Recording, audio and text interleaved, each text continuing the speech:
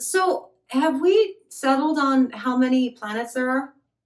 Eight, nine, 19? Because I remember, Pluto was a planet and now it's not a planet. Is it a planet again? Because we're making it. We're going to do the thing. We're not making that one today, though. But before I get into the one that we are making, hi, I'm Mrs. Soap and Clay. Let's make stuff.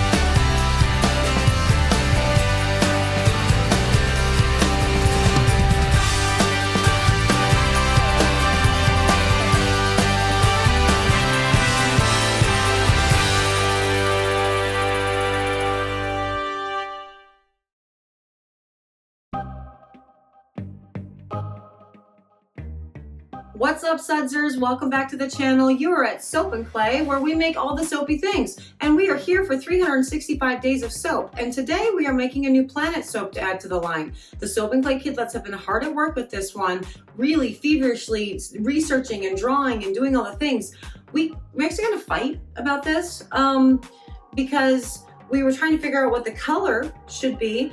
And I saw a picture that ended up, I think, not being Venus, but it was like, pink and purple and blue and very beautiful. And I loved that and said, let's do that. And the Soap and Clay kidlet said, no, that's not what Venus is supposed to look like. It's supposed to be like a pale yellow. And I was outvoted. And so we are making a pale yellow, but we are making a pale yellow soap, but we are using a scent blend that I haven't used before because the discoloration notes on it say that it will discolor to either purple or pink. So I'm thinking we can do the yellow, but maybe pieces of it will still end up discoloring purple and pink and we'll all get our way. Do you think that's gonna work out? Do you wanna find out? Me too. Let's go.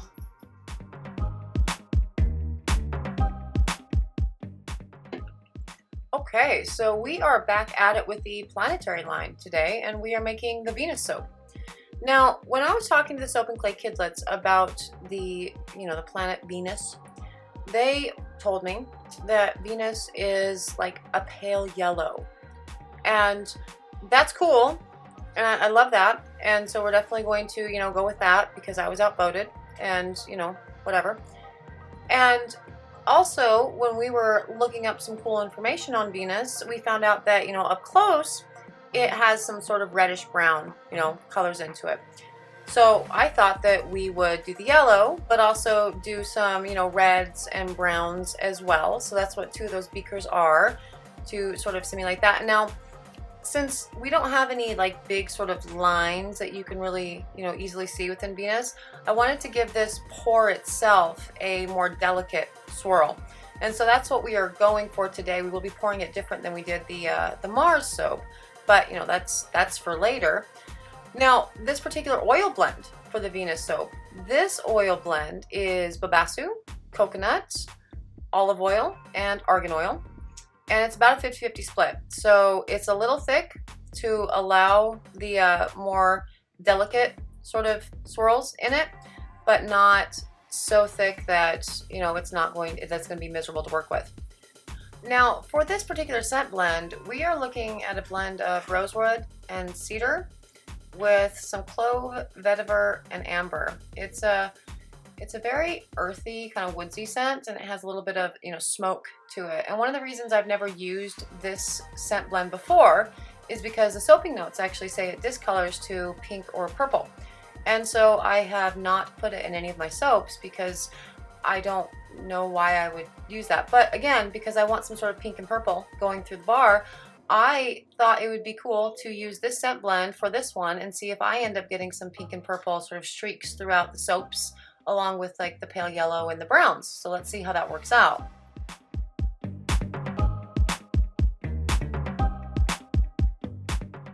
Now, this pour is going to differ from the Mars soap in a number of ways. The biggest is going to be the way we actually, because we're still using it in the pot swirl, but it's going to be the way we actually lay down the soap within the pot, as it were, to achieve more of a delicate swirl with all of it. Like we had with the Mars soap, we had the very concentric circles in some of those, which I totally wanted, and I think it was absolutely gorgeous. But I'm wanting less of that and more of a just overall kind of pale yellow, beautiful sort of delicate swirl throughout the bars. And so I'm going to actually achieve that by placing the yellow into the pot first and then just giving it a swirl within the cream soap that currently exists in the pot before I add, you know, the more rust and, you know, copper colors back to the pot. Now, again, when we were talking about what this bar should look like, and I really wanted the pink and purple, you know, to go through because I saw this beautiful picture, and again, I think it turned out it wasn't Venus at all. But I wanted the pink and purple. The Soap and Clay Kidlets were adamant that it should not be that because, you know, to the naked eye, Venus is a pale yellow, and that's great. So, as I said, since the Soap and Clay Kidlets actually designed this soap, we are going to, you know, do what they want with all of it. And this was a really fun thing to do with them, right? Because it wasn't just like the design of the soap. We were actually talking about what they had learned about the planet. And they told me some cool things that I didn't realize about Venus. Like, I knew that it was similar in size to Earth.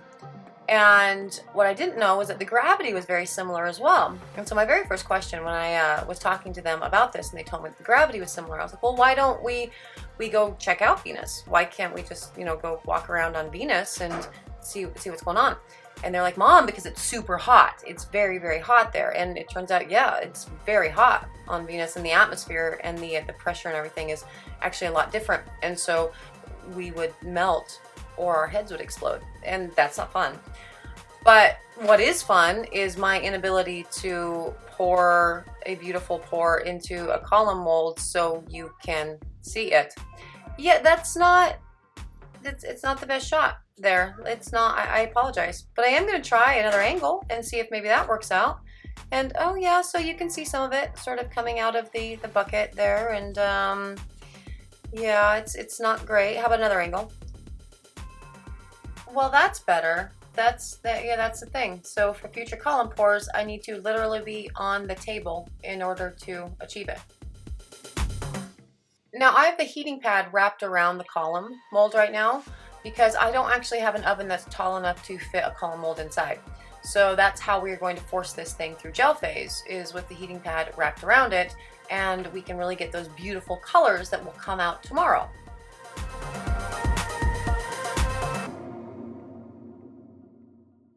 Okay, so it is day 2 and we are ready to cut this guy.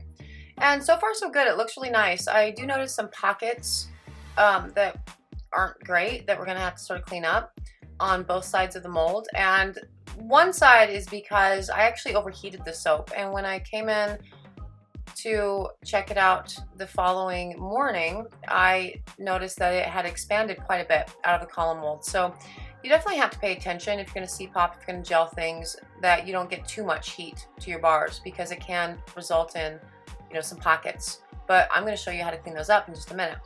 And oh, I do love that. That's beautiful. So it's not as, you know, circular, I guess, in the circles inside. It's definitely a more wispy sort of design there. I do love those a lot. And we're not seeing any sort of pink and purple kind of coming through with that. But here's the thing about scents that tend to discolor. They will start doing their discoloration thing usually once they have been cut and they've been exposed to air for a bit. And as they continue to cure up, the color will continue to darken. So I'm interested to see what these bars do as they cure. Oh, I love that one. That one's so pretty. Oh, that's lovely. And I'm hoping that we're going to get just a few pink and purple kind of lines throughout all of it. So again, we can all kind of get our way with this. But that is a lovely bar. That's very, very similar to the design that the Soap and Clay Kidlets had sort of envisioned with this. And yeah, the further we get down, the more pale yellow the entire thing becomes. And I think they're just beautiful. Those are lovely soaps. Yeah, that's so nice. Now, oh, you see how we have the hole there? Now that hole can totally be filled up with just a piece from your end that you're going to chop off anyway, because it's not, you know, it's the end piece. And since the soap is so soft right now, it makes it very pliable. So you can sort of use the end piece as putty and fill in the holes, and you have an awesome, you know, soap that's ready to go without, you know, having to scrap the entire soap, which is good. Oh, that's beautiful. I love that so much. Now these two are the ones that I actually put in a tray mold, and I adore this soap. That is by far my favorite one, and that one is beautiful too, with the good nice craggy elements going on through there. That's absolutely delightful. So that's another way to sort of pour, you know, round soaps. You can do them in a tray mold, or you can do them in a column and get, you know, different results. And I don't really know which one, you know, I like best. I really probably like the one on the right a little bit better, but they're all kind of gorgeous. That's Venus soap, day 23 of 365 days of soap, and she is just beautiful. So as usual, I should always listen to my children because they are always right, which is supposed to be the other way around. They're supposed to be coming to me at some point in their lives saying, Mom, you're right about everything, but we're not that kind of family. And yeah, because the yellow was so beautiful in this bar, and I really love the pour and the way that it ended up turning out because of where I put the different sort of globs of color into the pot for the in the pot swirl. We got a more muted and sort of softer, you know, line design going on throughout the bars, as opposed to, you know, the Mars bar, which was the very big concentric circle, and they were cool, but Venus really needed something else, and I think we really delivered that. And I love this bar. I love the scent blend in it. It smells really great. And as I said, yet again, the Soap and Clay Kidlets knocked it out of the park. I am so proud of them. It's been such a fun experience making the soap that they have designed, and I'm looking forward to, you know, the next one. But for now, that's what we've got. That was, you know, day 23 of 365 days of soap, and thanks for hanging out with us today, guys. I really appreciate it. You can find the Venus soap on the website at soapandclay.com. You can find me on all social media. I exist there. It's a thing. And if you haven't subscribed to the channel, what are you waiting for? We have a giveaway going on right now. You're gonna want every single soap and thing that we have made up to, you know, whatever point when we hit our 500 subscribers. You're gonna want that. That's a cool package. So, you know, subscribe, click the bell, do the thing. And yeah, again, thank you so much for coming and hanging out with me for a little bit today. And I will see you tomorrow. Bye.